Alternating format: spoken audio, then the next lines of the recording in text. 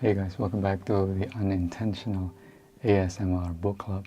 So in today's video I will be reading A Storm of Swords, A Song of Ice and Fire by George R.R. Martin. So let's begin. Chapter 1. Jaime. An east wind blew through his tangled hair, as soft and fragrant as Circe's fingers. He could hear birds singing and feel the river moving beneath the boat as the sweep of the oars sent them toward the pale pink dawn. After so long in the darkness, the world was so sweet that Jaime Lannister felt dizzy. I am alive and drunk on sunlight. A laugh burst from his lips, sudden as a quail flushed from cover. Quiet, the wench grumbled, scowling.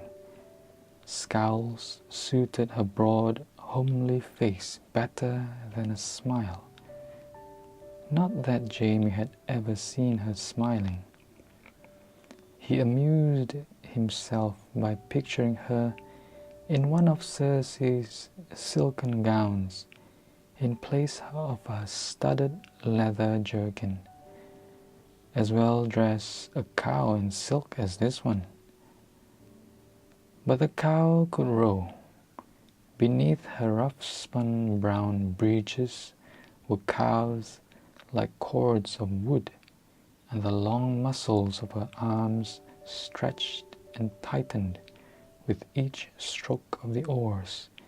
Even after rowing half the night, she showed no signs of tiring, which was more than could be said for his cousin Sir Cleos, laboring on the other oar. A big, strong peasant wench to look at her, yet she speaks like one high-born, and wears long sword and dagger. But can she use them? Jaime meant to find out as soon as he rid himself of this fetish. He wore iron manacles on his wrists and a matching pair about his ankles, joined by a length of heavy chain no more than a foot long. You'd think my word as a Lannister was not good enough, he'd jabbed as they bound him. He'd been very drunk by then, thanks to Catelyn Stark. Of their escape from River Run, he recalled only bits and pieces. There had been some trouble with the jailer, but the big wench had overcome him. After that they had climbed an endless stair, around and around. His legs were weak as grass, and he'd stumbled twice or thrice, until the wench lent him an arm to lean on. At some point he was bundled into a traveller's cloak and shoved into the bottom of a skiff. He remembered listening to Lady Catelyn command someone to raise the portcullis on the watergate. She was sending Sir Cleos Frey back to King's Landing with new terms for the Queen, she declared in a tone that brooked no argument. He must have drifted off then. The wine had made him sleepy, and it felt good to stretch, a luxury his chains had not permitted him in the cell. Jaime had long ago learned to snatch sleep in the saddle during a march. This was no harder. Tyrion is going to laugh himself sick when he hears how I slept through my own escape.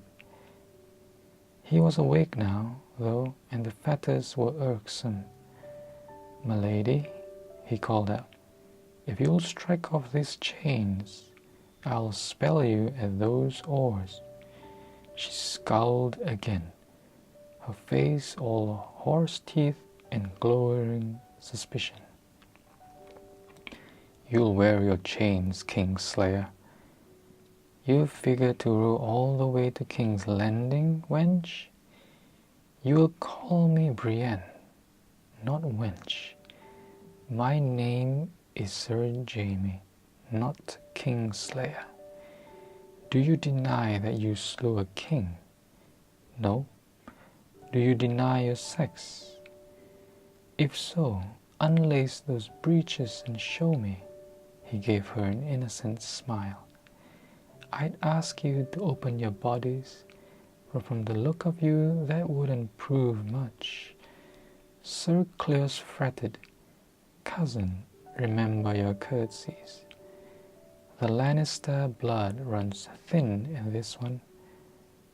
Cleos was his Aunt Janna's son by that dullard Aemon Frey, who had lived in terror of Lord Tywin Lannister since the day he wed his sister.